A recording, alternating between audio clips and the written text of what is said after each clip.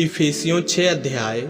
माता पिता और बच्चे, हे बालकों, प्रभु में अपने माता पिता के आज्ञाकारी बनो, क्योंकि यह उचित है।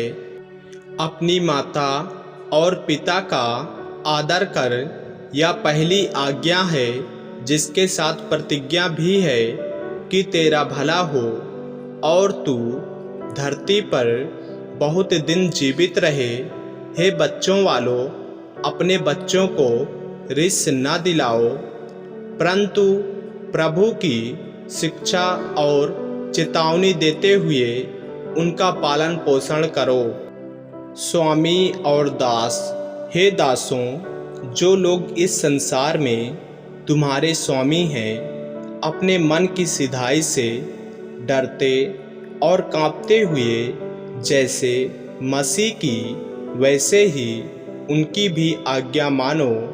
मनुष्यों को प्रसन्न करने वालों के समान दिखाने के लिए सेवा ना करो, पर मसीह के दासों के समान मन से परमेश्वर की इच्छा पर चलो और उस सेवा को मनुष्यों की नहीं परंतु प्रभु की जानकर सच्चे हृदय से करो, क्योंकि तुम जानते हो कि जो कोई जैसा अच्छा काम करेगा, चाहे दास हो चाहे स्वतंत्र, प्रभु से वैसा ही पाएगा। हे स्वामियों, तुम भी धमकियां देना छोड़कर उनके साथ वैसा ही व्यवहार करो, क्योंकि तुम जानते हो कि उनका और तुम्हारा दोनों का स्वामी स्वर्ग में है और वह किसी का पक्ष नहीं करता। आत्मिक युद्ध के हथियार, इसलिए प्रभु में और उसकी शक्ति के प्रभाव में बलवंत बनो। परमेश्वर के सारे हथियार बांध लो कि तुम शैतान की युक्तियों के सामने खड़े रह सको, क्योंकि हमारा यह मल्लयुद्ध लहू और मांस से नहीं, परंतु प्रधानों से और अधिकारियों से और इस संसार के अंधकार के हकीमों से और उस दुष्टता की आत्मिक सेनाओं से है जो आकाश में है। इसलिए परमेश्वर के सारे हथियार बांध लो कि तुम बुरे दिन में सामना कर सको और सब कुछ पूरा करके स्थिर रह सको। इसलिए सत्य से अपनी कमर कस कर और धार्मिकता की झिलम पहनकर और पाँव में मेल के सुसमाचार की तैयारी के जूते पहनकर और इन सब के साथ विश्वास की ढाल लेकर स्थिर रहो, जिससे तुम उस दुष्ट के सब जलते हुए तीरों को बुझा सको और उद्धार का टोप और आत्मा की तलवार, जो परमेश्वर का वचन है, ले लो।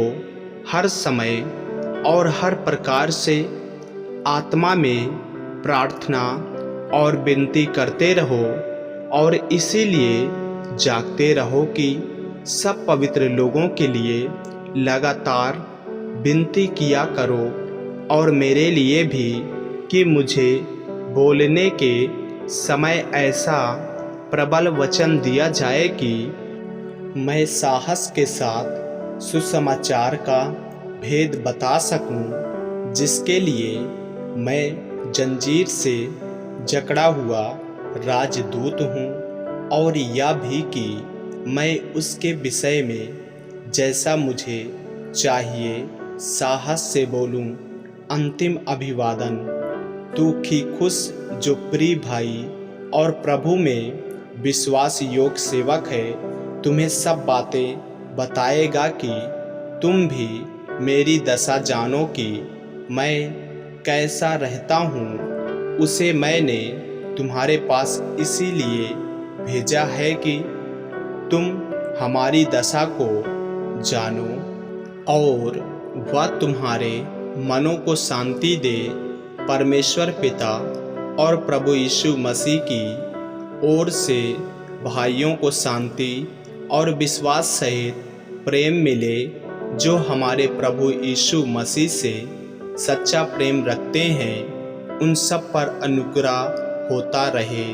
आमीन। मेरे प्रियो, यदि आप इस चैनल पर नए हैं, यदि आपने अभी तक हमारे चैनल को सब्सक्राइब नहीं किए हैं तो हमारे चैनल को सब्सक्राइब करें और बेल आइकन के बटन को दबाएं। और यदि आप हमारे फेसबुक पेज पर नए हैं तो हमारे पवित्र बाइबल को फॉलो करें, लाइक करें, ताकि परमेश्वर का वचन आप तक पहुंच सके। जय मसीह की। प्रभु आपको आशीष दे।